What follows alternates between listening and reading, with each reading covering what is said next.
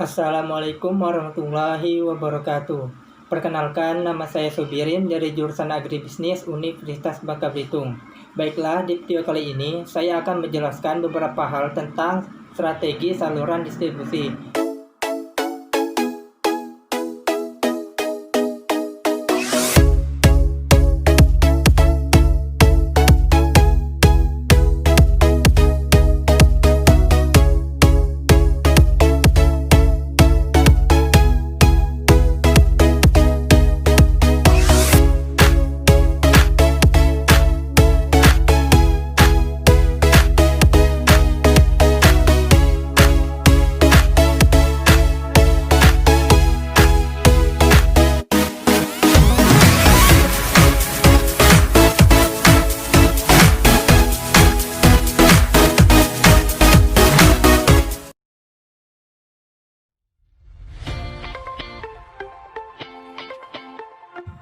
Pengertian distribusi adalah kegiatan pemasaran yang berusaha memperlancar dan mempermudah penyampaian barang dari sumber produsen ke pembeli sesuai kebutuhan.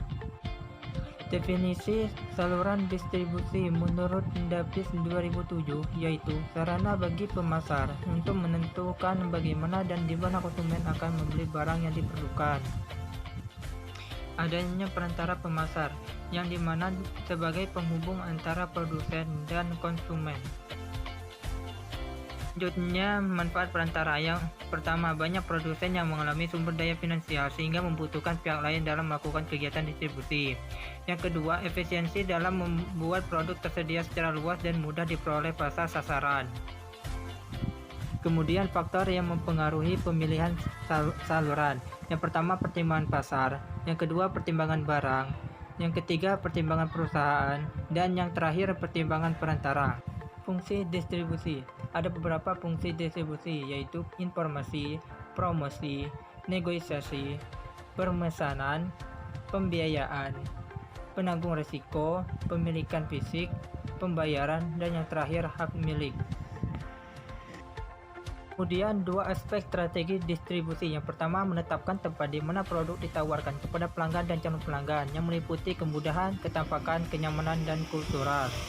Yang kedua, mengarahkan produk yang memungkinkan produk tersebut diperoleh konsumen untuk memuaskan kebutuhan, seperti ketersediaan produk sesuai kebutuhan pembeli, ketepatan dan konsistensi penyerahan produk, kualitas pelaksanaan tugas-tugas distribusi.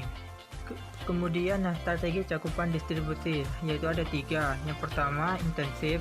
Yang kedua, eksklusif. Yang ketiga, selektif. Intensif yaitu produsen menempatkan sediaan produknya di sebanyak mungkin di gerai atau outlet yang bisa dilibatkannya. Hal ini biasanya untuk produk yang diproduksi massal. Yang kedua yaitu eksklusif, yaitu produsen menempatkan disediaan produk di gerai atau outlet tertentu saja. Biasanya produsen hanya menunjukkan satu perantara khusus. Hal ini biasanya untuk produk yang bersifat eksklusif. Terakhir, selektif, yaitu produsen menempatkan sediaan produknya pada gerai atau outlet yang tidak sebanyak distribusi intensif tetapi lebih banyak dari distribusi eksklusif. Kemudian strategi distribusi, yaitu direct shipment, pelayanan point-to-point dengan menghilangkan kesulitan antara gudang dan distribution center. Kandidatnya barang mudah rusak, barang dengan volume besar, dan produk spesial. Yang kedua yaitu warehousing. Produk yang disimpan terlebih dahulu di gudang atau distribution center sebelum dikirim ke toko. Kandidatnya barang yang tahan lama, barang dengan volume besar, dan produk dengan risiko tinggi. Dan yang terakhir yaitu cross-docking, yaitu proses memindahkan produk langsung dari dermaga atau tempat penerimaan ke dermaga atau tempat pengiriman tanpa penyimpanan sementara.